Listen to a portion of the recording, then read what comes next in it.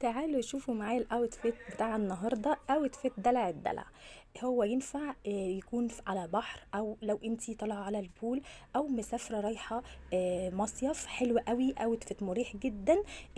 هو عباره عن بنطلون وايد ليج باللون البينك. طبعا ده كنت جايباه من شي ان من فتره، وكان الجزء الاخير ده في جيبير كده ابيض، بس انا ما حبيتهوش وشلته. وزي ما انتم شايفين طبعا مفاعل على الاغنيه، بس هنا ما ينفعش اغاني، فعملت لكم التعليق بصوتي احسن.